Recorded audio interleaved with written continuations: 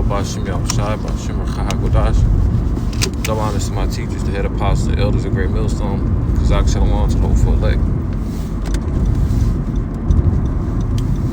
Mr. Brother Elias from the church here in Cleveland, Ohio. I brought to stop back with another edifying lesson. Let's just get into it.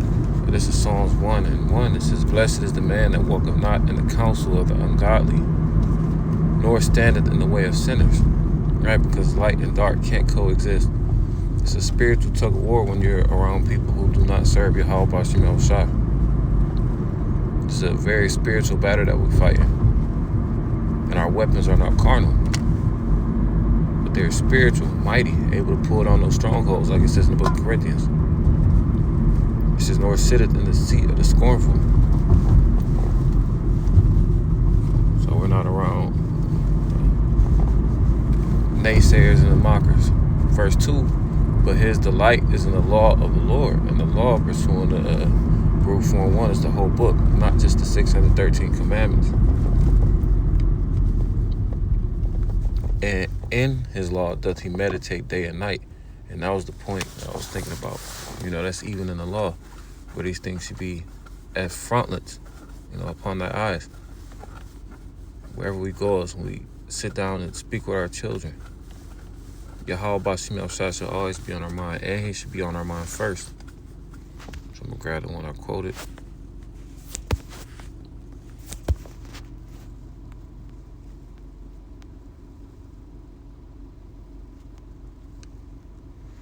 Baruch 4:1, it says, "This is the book of the commandments of the Most High." And the book is the Bible, from Genesis to Revelation, including the Apocrypha. "And the law that endure forever. All they that keep it shall come to life." So you are quickened. Choose you this day. Life and death has been set before you, like it says in the book of Deuteronomy. "But such as leave it shall die." Right? You wandered out the way of understanding. Now guess what? You're in the congregation of the dead if you abandon this book. Isaiah 8:20, "There's no light in you if you do not speak up this book." And ultimately, we know that this book is Yahweh Shai.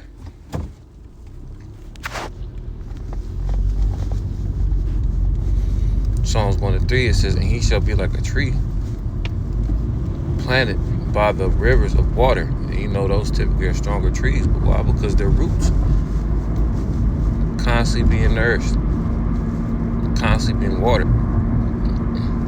"And he shall be like a tree planted by the rivers of water, around a more fertile soil, that bringeth forth his fruit in his season.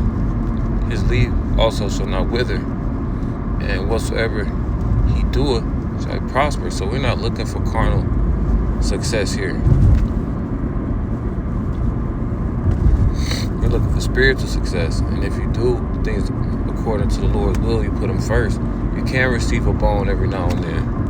But our main objective is to get the hell out of here. And this is the map. This is the guide to get us the hell out of here.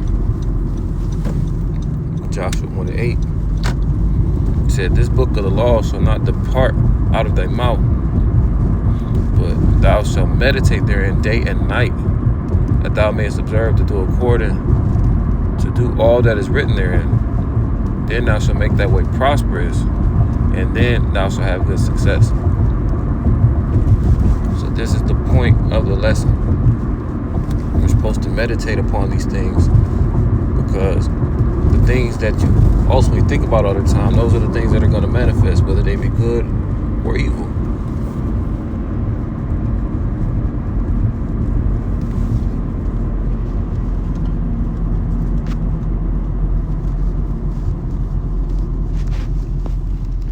Going back in that Psalms, King David meditated on the precepts. Psalms 119:15, it says, "I will meditate in thy precepts and have respect unto thy ways." Unto whose ways? The ways of the Father. I quote all the time in Galatians, "The law is a schoolmaster to bring us close to Yahweh Shai." And the laws, the book itself, is the fountain of life that prevents us from the snares of death. A snare is a trap, and death are the wages of sin. All these things we can relate to. The precepts. Psalms 119-23. Princes also did sit and speak against me, but thy servant did meditate in thy statutes. So law, statutes, commandments, where are they contained?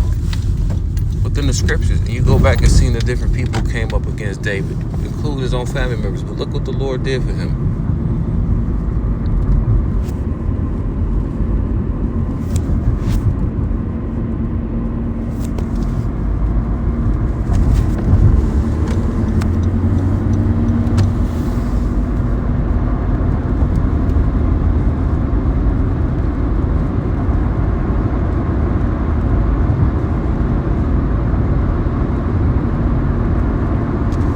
Sirach or Ecclesiasticus chapter 39:1. Be he that giveth his mind to the law of the Most High. Again, the book.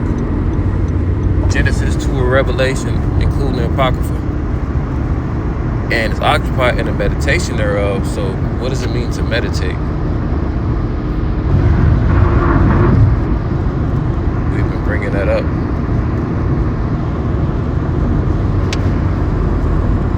To engage in contemplation or reflection, to engage in mental exercise such as concentration on one's breathing or repetition of a mantra for the purpose of reaching a heightened level of spiritual awareness, to focus on thoughts on, reflect on, ponder over. So we're constantly thinking about these scriptures.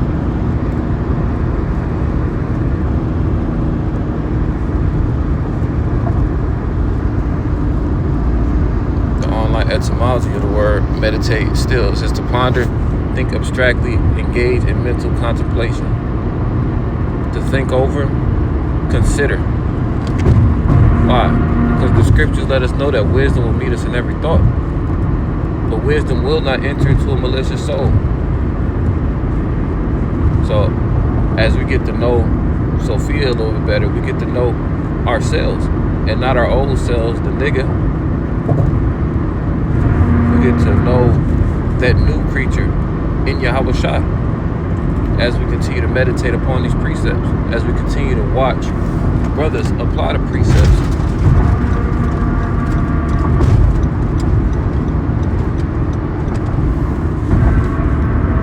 As we apply the precepts, we string the precepts together like a boxer does combinations, and we put on a show for the Lord.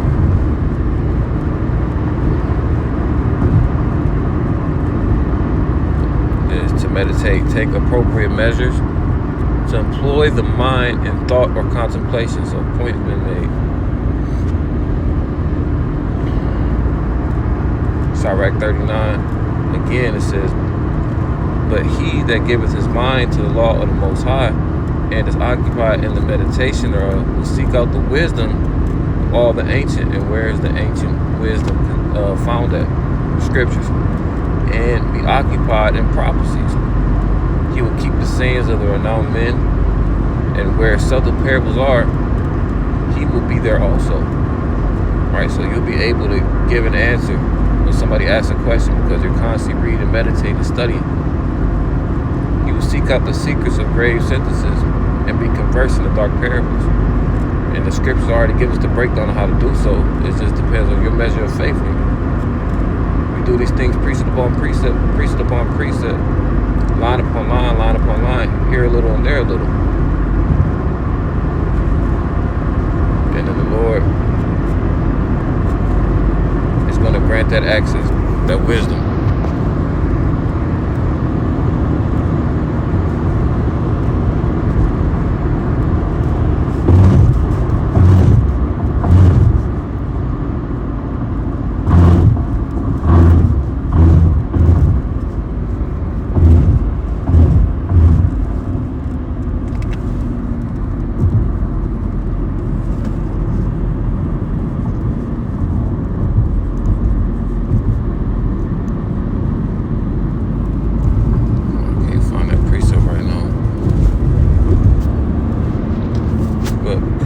We got to continue to meditate on these precepts so we can have success spiritually. Lord Lord willing, this is edifying. Until next time, shalom.